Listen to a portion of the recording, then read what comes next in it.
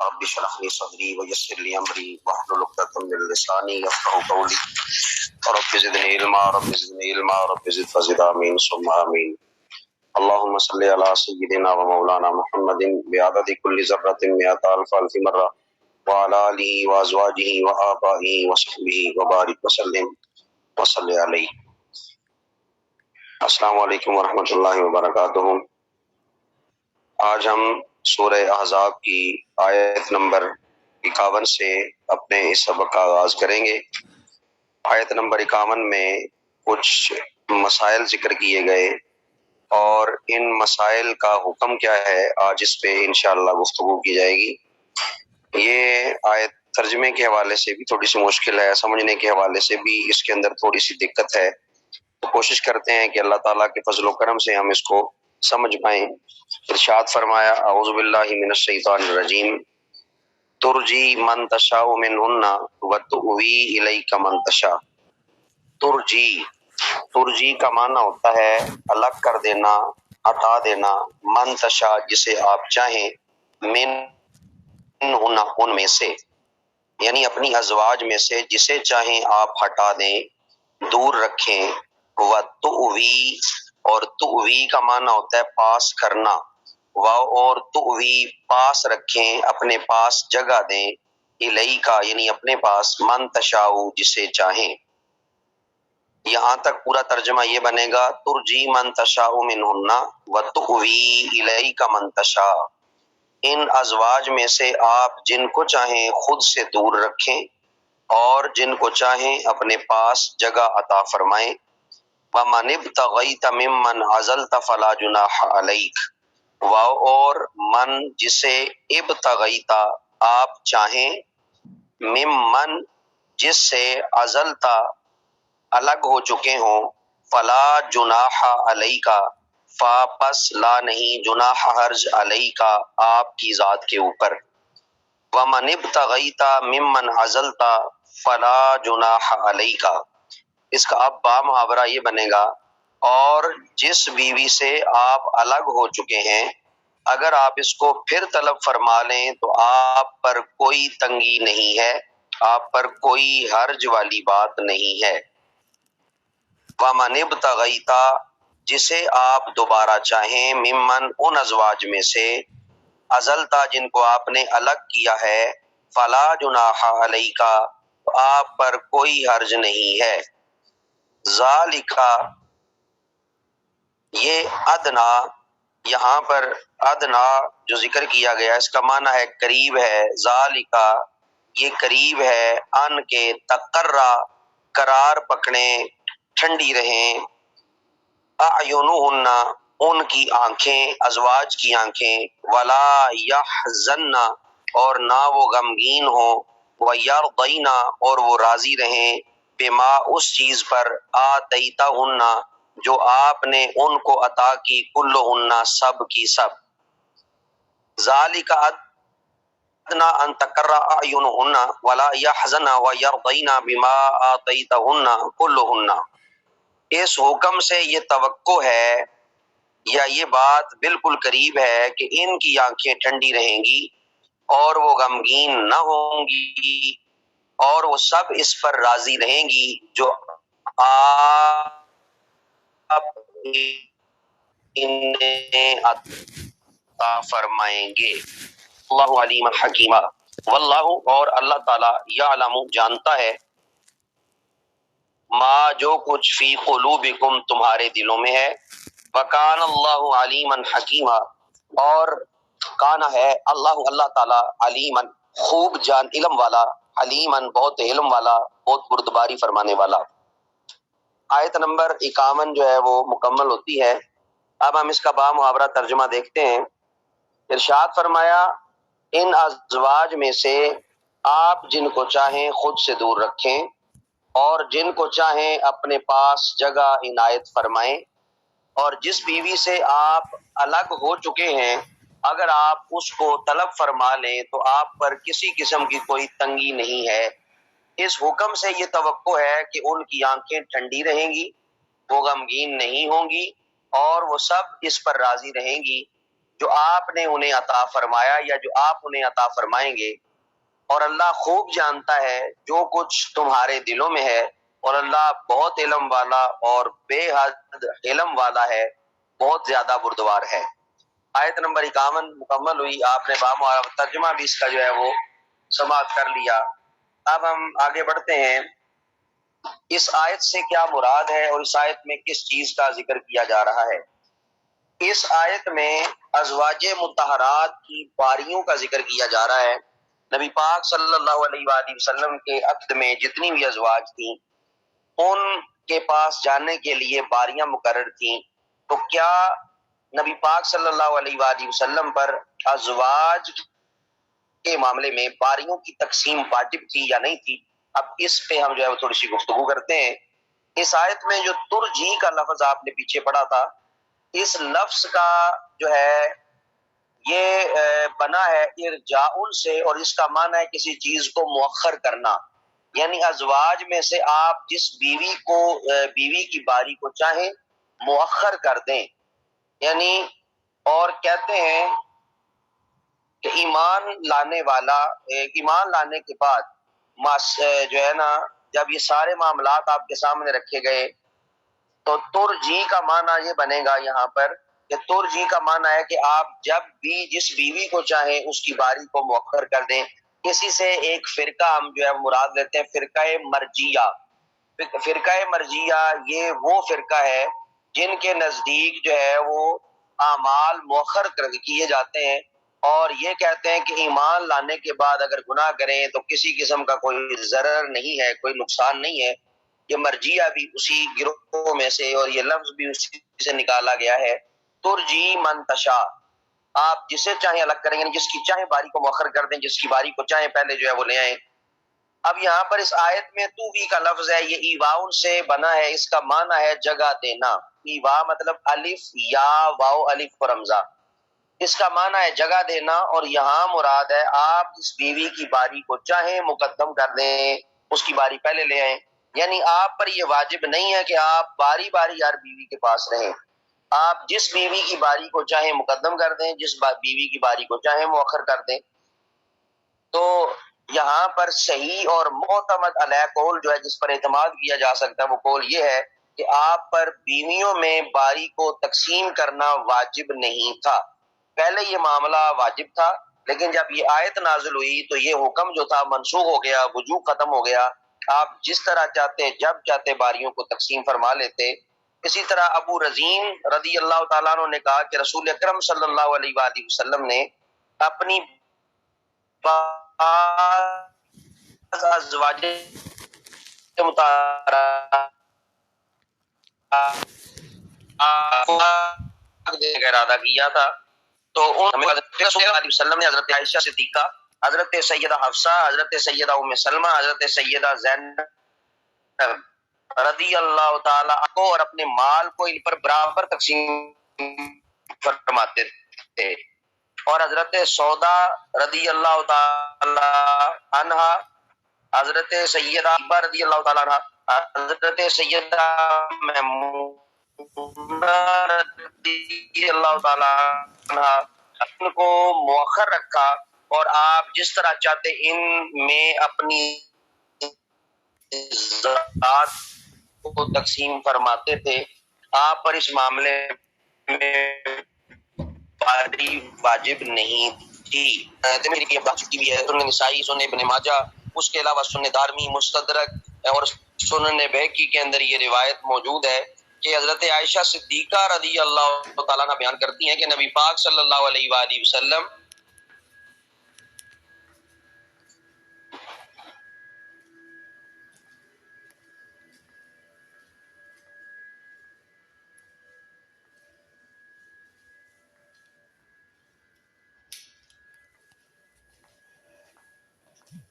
نہیں، جس چیز کا تو مالک ہے میں مالک نہیں ہوں، ان میں ہرگز جو ہے وہ مواخذہ نہ کرنا، ملامت نہ کرنا، یعنی ان کے درمیان جو محبت میں برابری ہے اور وہ محبت میں جو برابری کی تقسیم ہے، اگر میں وہ نہیں کر پاتا تو اس معاملے میں مجھے جو ہے وہ ملامت نہ کرنا، کیونکہ اس کا تو مالک ہے میں مالک نہیں ہوں۔ تو اس کا مطلب یہ ہوا کہ آپ پر باری جو ہے وہ واجب نہیں تھی۔ لیکن دیگر جو عام مسلمان ہیں ان کی اگر ایک سے زیادہ ازواج ہیں تو ان کے اوپر باری کی تقسیم واجب ہے۔ جو یہ کہتے ہیں نا کہ نبی ہمارے جیسے ہیں، تو کم از کم وہ اس بات پہ تو غور کر لیں، جو نبی کے مثل ان کی باریوں میں نہیں ہو سکتا، وہ کس طرح نبی پاک کی مثل جو ہے وہ ہو سکتا ہے۔ نبی پاک پر باری لگانا یہ جو ہے وہ واجب نہیں تھا، آپ جب چاہتے جس طرح چاہتے جس بیوی کے پاس رہنا چاہتے رہ سکتے تھے، لیکن عام لوگوں کے لیے، عام مسلمانوں کے لیے یہ وجوب کا حکم ہے، باریاں ان کے لیے رکھنا جو ہے وہ ضروری ہے۔ حضرت انس رضی اللہ تعالیٰ عنہ بیان کرتے ہیں کہ سنت یہ ہے کہ جب کوئی شخص اپنی بیوی کے اوپر کنواری عورت سے نکاح کرے تو کنواری کے پاس 7 دن رہے، اور جب اپنی بیوی کے اوپر بیوہ سے نکاح کرے تو اس بیوی کے پاس 3 دن رہے۔ یہ تقسیم تھی 7 اور 3 کی، یعنی اگر جو ہے وہ اس کی جو بیوی تھی پہلے والی، اب اس نے اپنی بیوی کے اوپر کنواری عورت سے نکاح کیا تو کنواری کے پاس 7 دن رہے، یعنی یہ حکم کیا گیا کہ اگر اس نے کنواری عورت سے نکاح کیا تو اس کے پاس جو ہے وہ 7 دن رہے۔ اگر اس نے کنواری عورت سے نکاح نہیں کیا، کسی بیوہ سے نکاح کیا، تو پھر حکم یہ ہے کہ پھر وہ اس نئی شادی جو اس نے کی ہے اس کے پاس 3 دن رہے۔ تو یہ ایک حدیث پاک میں تقسیم ذکر کی گئی، یہ وجوب کا درجہ رکھتی ہے۔ اسی طرح حضرت ابو ہریرہ رضی اللہ تعالیٰ عنہ بیان کرتے ہیں کہ نبی پاک صلی اللہ علیہ وآلہ وسلم نے فرمایا کہ جب کسی شخص کے عقد میں 2 بیویاں ہوں تو ان کے درمیان عدل نہ کرے تو قیامت کے دن اس حال میں اٹھے گا کہ اس کے جسم کی ایک جانب ساقط ہو چکی ہوگی۔ تو اس حدیث سے یہ ثابت ہوتا ہے کہ عام انسانوں پر، عام ایمان والوں پر باریاں واجب تھیں، لیکن نبی پاک صلی اللہ علیہ وآلہ وسلم پر باری واجب نہیں تھی۔ آپ جب چاہتے جس طرح چاہتے آپ اپنی باری کو مقرر فرما دیا کرتے تھے، اور پہلے باری واجب تھی لیکن اس آیت کے اترنے پر آپ سے اس کا وجوب ساقط کر دیا گیا۔ یہ آیت اس وجوب کی منسوخ آیت جو ہے وہ بنی، اس نے جو ہے وہ ناسخ کے طور پہ آئی، اس نے پرانے حکم کو منسوخ کر دیا۔ آگے ہم اگلی آیت کی طرف جاتے ہیں۔ آیت نمبر 52 میں ارشاد فرمایا، آیت نمبر 52 کی تلاوت کرنے کے بعد بحمد اللہ تعالی ہم اس کے جو ہے وہ 2 رکوع جو ہے وہ مکمل یا 3 رکوع مکمل کرنے میں کامیاب ہو جائیں گے۔ یہ سورہ احزاب کا تیسرا رکوع بحمد اللہ تعالی مکمل ہو جائے گا۔ ارشاد فرمایا، لا یحل لک النساء من بعد ولا ان تبدل بهن من ازواج ولو اعجبک حسنهن، بلکہ یہ سورت کا 6واں رکوع مکمل ہوگا۔ ٹھیک ہے جی، اس کا 22ویں پارے کا تیسرا مکمل ہوگا اور سورت کا 6واں مکمل ہوگا۔ لا یحل، حلال نہیں ہے، لکا آپ کے لیے، النساء عورتیں، من بعد ان کے بعد، ولا اور نہیں ہے، ان تبدلا کہ آپ تبدیل کریں، بہن ان عورتوں کو، من ازواج دوسری ازواج کے ساتھ، ولو اعجبکا، واو اور لو اگر اعجبکا اگر آپ کو پسند ہی آ جائے، حسن ان کا حسن، الا مگر ما ملکت یمینک جو آپ کی یمین میں ہیں، جو آپ کے دائیں ہاتھ میں ہیں، یعنی جو آپ کی ملکیت میں ہیں، جو آپ کی کنیزیں ہیں، ما سوا آپ کی کنیزوں کے، وکان اللہ علی کل شیء رقیبا، واو اور کانا ہے اللہ علی کل شیء ہر چیز پر، رقیبا نگہبان، اللہ تعالیٰ ہر چیز پر جو ہے وہ نگہبان ہے۔ اس آیت کا بامعنی ترجمہ یہ ہے، ان ازواج کے علاوہ مزید خواتین آپ کے لیے حلال نہیں ہے، اور نہ ان ازواج کو دوسری خواتین سے تبدیل کرنا حلال ہے، خواہ ان کا حسن آپ کو پسند ہو، ما سوا آپ کی کنیزوں کے، اللہ ہر چیز پر نگہبان ہے۔ یہ آیت مبارکہ اس پر بھی جو ہے وہ گفتگو کرنا لازمی ہے، کیونکہ اس آیت مبارکہ سے یہ تاثر ملتا ہے کہ نبی پاک صلی اللہ علیہ وآلہ وسلم کو ازواج مطہرات کے علاوہ دیگر خواتین سے نکاح کرنے سے منع کیا گیا، یعنی یوں ہی یہ تاثر اس آیت سے ملتا ہے کہ نبی پاک صلی اللہ علیہ وآلہ وسلم کو ازواج مطہرات کے علاوہ دیگر خواتین سے نکاح کرنے سے روک دیا گیا۔ اب ذرا اس کی تشریح سماعت کریں۔ اس آیت کی تفسیر میں 6 قول ہیں، میں 6 کے 6 آپ کے سامنے جو ہے وہ پیش کرتا ہوں، آپ خود دیکھ لیں کہ اس آیت کا اصل مفہوم اور معنی کیا ہے۔ اب اگر یہ خود بندہ آیت پڑھے اور خود کہے جی میں قرآن کو سمجھنے جا رہا ہوں اور قرآن کی اس عظیم ترین وادی کے اندر جو ہے وہ میں سیر کرنے جا رہا ہوں، تو یقیناً اس آیت کو پڑھنے کے بعد اس کا دماغ جو ہے وہ گھوم جائے گا کہ اب اگر نبی پاک صلی اللہ علیہ وآلہ وسلم نے ازواج مطہرات کے علاوہ کسی سے نکاح کیا ہے تو طرح طرح کے وہ سوال کرے گا، طرح طرح کے وہ اعتراض کرے گا اور بالآخر وہ نبی پاک صلی اللہ علیہ وآلہ وسلم کی گستاخی کا مرتکب ہو جائے گا۔ تو اسی لیے کہا جاتا ہے کہ قرآن از خود، اگر آپ ترجمہ پڑھتے ہیں تو ٹھیک ہے، اگر آپ اس کو خود سے پڑھنے کی کوشش کریں گے، خود سے سمجھنے کی کوشش کریں گے بغیر کسی اہل علم کے، تو پھر جو ہے وہ آپ کا راستہ جو ہے وہ گمراہی والا راستہ ہے، آپ کبھی بھی ہدایت نہیں پا سکتے۔ ان کو اس بات سے بڑی تکلیف ہوتی ہے کہ سمجھایا جاتا ہے کہ قرآن خود نہ پڑھیں۔ یہ کہتے ہیں قرآن تو ہماری ہدایت کے لیے آیا ہے، ہم خود قرآن کیوں نہ پڑھیں؟ اگر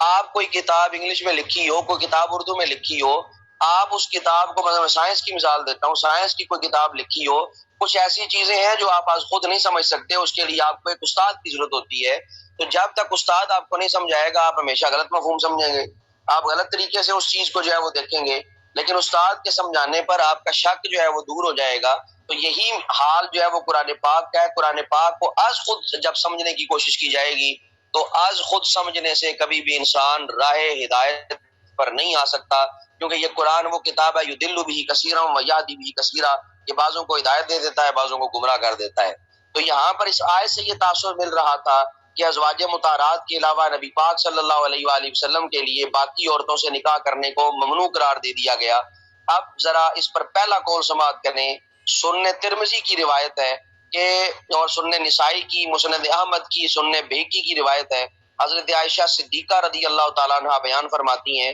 کہ رسول اللہ صلی اللہ علیہ وآلہ وسلم اس وقت تک اس دنیا سے پردہ آپ نے نہ فرمایا جب تک آپ کے لیے تمام عورتوں کو حلال نہیں کر دیا گیا۔ یہ حدیث حسن بھی ہے، یہ حدیث صحیح بھی ہے۔ اس کا مطلب یہ ہوا کہ یہ آیت منسوخ ہو چکی ہے، یہ تلاوت تو کی جاتی ہے لیکن اس کا حکم منسوخ ہو چکا ہے۔ تو حضرت عائشہ صدیقہ کے اس قول سے جو پہلی تفسیر ہے، اس سے یہ بات ثابت ہوئی کہ نبی پاک صلی اللہ علیہ وآلہ وسلم کے لیے ساری عورتیں حلال تھیں، یہ حکم جو ہے وہ منسوخ ہو چکا ہے۔ اب اسی طرح جو ہے وہ سورہ احزاب کی جو آیت نمبر 51 ہے، اس کے بارے میں امام النواس لکھتے ہیں کہ یہ آیت منسوخ ہو چکی ہے۔ یہ آیت جو ہے وہ آیت نمبر 51 سے اس کو جو ہے وہ منسوخ کر دیا گیا ہے، یعنی 52 نمبر آیت 51 سے منسوخ ہوئی ہے۔ حضرت عائشہ صدیقہ رضی اللہ تعالیٰ عنہ بیان کرتی ہیں کہ مجھے ان عورتوں پر غیرت آتی تھی جو اپنے آپ کو رسول اللہ صلی اللہ علیہ وسلم پر پیش کرتی تھیں، اور میں کہتی تھی کیا کوئی عورت اپنے آپ کو کسی پر پیش کر سکتی ہے؟ تو پھر اللہ تعالیٰ نے یہ آیت نازل فرمائی، ترجی من تشاء منہن وتؤوی الیک من تشاء ومن ابتغیت ممن عزلت فلا جناح علیک۔ یہاں پر پیش کرنے کا مراد یہ ہے کہ آپ صلی اللہ علیہ وآلہ وسلم کو نکاح کے لیے پیش کرتی تھی کہ یا رسول اللہ آپ ہمیں حق مہر نہ دیں اور آپ ہم سے نکاح فرما لیں۔ تو نبی پاک صلی اللہ علیہ وآلہ وسلم کے سامنے جب وہ عورتیں اپنے آپ کو پیش کرتی نکاح کے لیے جو ہے وہ آپ سے درخواست کرتی، تو حضرت عائشہ فرماتی ہے مجھے بڑی غیرت آتی تھی، یعنی مجھے جو ہے وہ ان عورتوں پر غیرت آتی تھی کہ یہ ایسے کیوں کرتی ہیں۔ تو اللہ تعالیٰ نے پھر یہ آیت نازل فرمائی۔ اس کا مطلب یہ ہوا کہ نبی پاک صلی اللہ علیہ وسلم کے لیے ساری عورتوں کو حلال کر دیا گیا۔ آیت نمبر 51 نے آیت نمبر 52 کو منسوخ کر دیا۔ اس کے بعد تیسرا قول یہ ہے، حضرت حسن اور حضرت ابن سیرین نے کہا کہ ازواج مطہرات نے اللہ عز و جل کو، رسول اللہ صلی اللہ علیہ وآلہ وسلم کو اور دار آخرت کو دنیا اور اس کی زیبائش پر ترجیح دی تھی۔ اس کی جزا میں اللہ تعالیٰ نے رسول اللہ صلی اللہ علیہ وآلہ وسلم کو ان کے اوپر کسی اور زوجہ سے نکاح کرنے سے یا ان کو کسی اور زوجہ تبدیل کرنے سے منع فرما دیا گیا تھا، اور بعد میں اس حکم کو جو ہے وہ منسوخ کر کے آپ کو دوسری ازواج کے ساتھ نکاح کرنے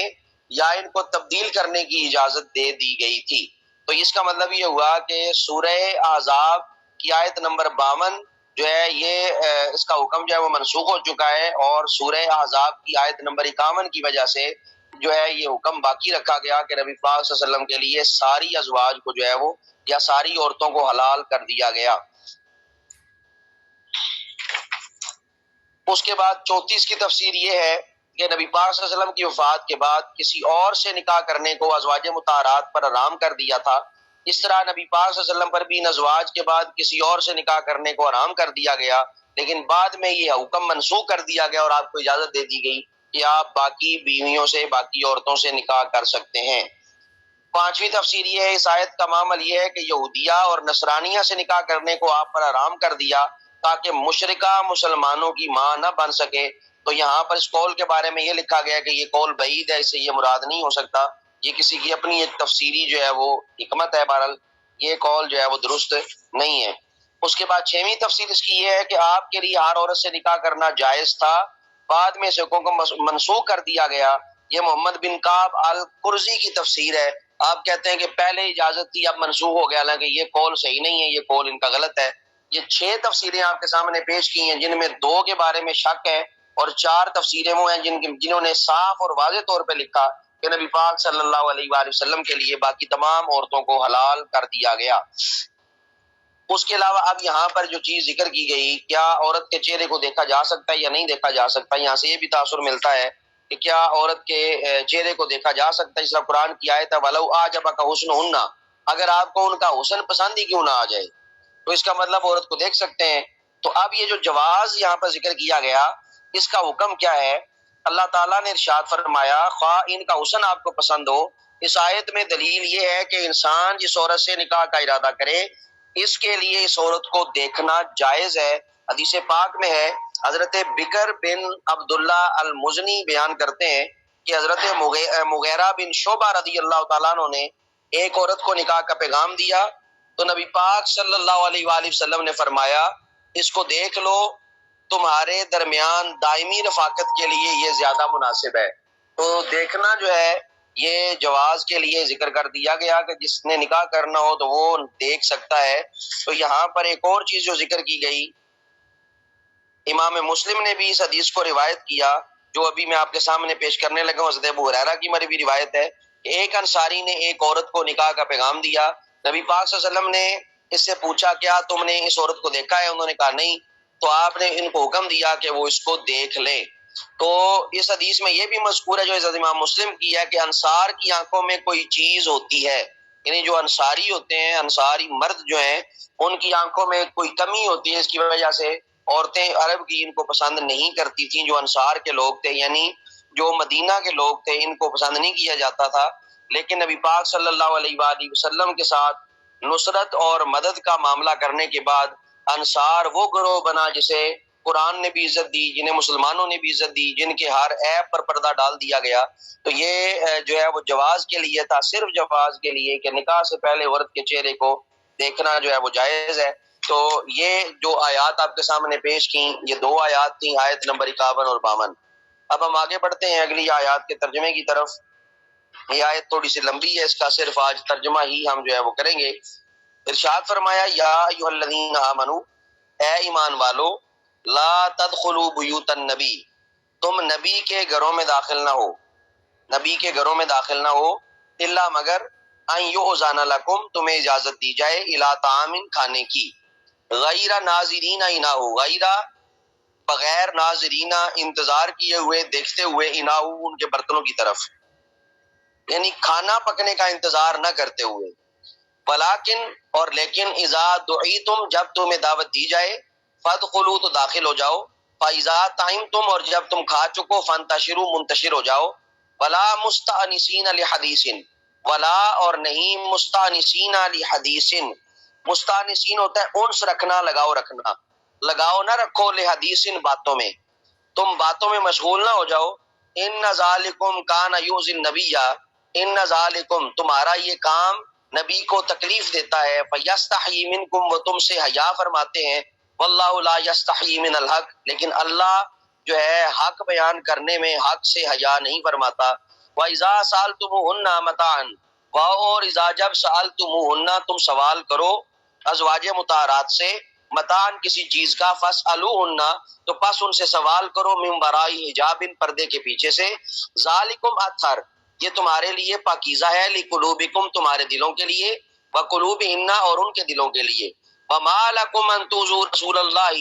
ولا ان تنکحوا ازواجہ من بعدہ ابدا، وما کان لکم اور یہ تمہیں جائز نہیں ہے، یہ تمہاری شایان شان نہیں ہے کہ تم رسول اللہ کو جو ہے وہ ایذا دو، ولا ان تنکحوا ازواجہ من بعدہ ابدا اور نہ ہی نبی پاک صلی اللہ علیہ وسلم کے بعد ان کی ازواج سے نکاح کرو، ان ذالکم کان عند اللہ عظیما بے شک یہ اللہ کے ہاں بہت بڑی بات ہے، اللہ کے ہاں یہ بہت بڑا جو ہے وہ گناہ سمجھا جاتا ہے، سنگین بات سمجھی جاتی ہے۔ آیت نمبر 53 کا بامحاورہ ترجمہ دیکھیں، اے ایمان والو، نبی کے گھروں میں داخل نہ ہو سوا اس کے کہ تمہیں کھانے کے لیے بلایا جائے، کھانا پکنے کا انتظار نہ کرتے رہو، بلکہ جب تمہیں بلایا جائے اس وقت جاؤ، پھر جب کھانا کھا چکو تو فوراً چلے جاؤ، اور وہاں باتوں میں دل نہ لگاؤ، بے شک تمہارے اس عمل سے نبی کو تکلیف پہنچتی ہے، سو وہ تم سے حیا کرتے ہیں، اللہ حق بات کہنے میں حیا نہیں فرماتا، اللہ حق بات کہنے سے نہیں رکتا، اور جب تم نبی کی بیویوں سے کوئی چیز مانگو تو پردے کے پیچھے سے مانگو، یہ تمہارے دلوں اور ان کے دلوں کے لیے نہایت پاکیزگی کا باعث ہے۔ آگے ارشاد فرمایا، تمہارے لیے یہ جائز نہیں کہ تم اللہ کے رسول کو ایذا پہنچاؤ، تکلیف پہنچاؤ، اور نہ یہ جائز ہے کہ نبی کے بعد کبھی بھی ان کی بیویوں سے نکاح کرو، بے شک اللہ کے نزدیک یہ بہت سنگین بات ہے۔ تو تیسری آیت کا ہم نے جو ہے اسے ترجمہ کیا، انشاءاللہ اس کی تفصیل جو ہے وہ کل جو ہے وہ کی جائے گی، تفصیل کے ساتھ باقی آیات کو بھی دیکھا جائے گا۔ تو آج اتنا ہی جو ہے وہ لیکچر جو ہے وہ کیا جاتا ہے، یہی 3 آیات، ان کو سمجھیں، ان کے اندر جو مسائل موجود ہیں، ناسخ منسوخ کے جو احکامات ہیں ان کو سمجھیں۔ اللہ تعالیٰ اس قرآن کے صدقے ہماری تمام مشکلات آسان فرمائے۔ السلام علیکم ورحمۃ اللہ وبرکاتہ۔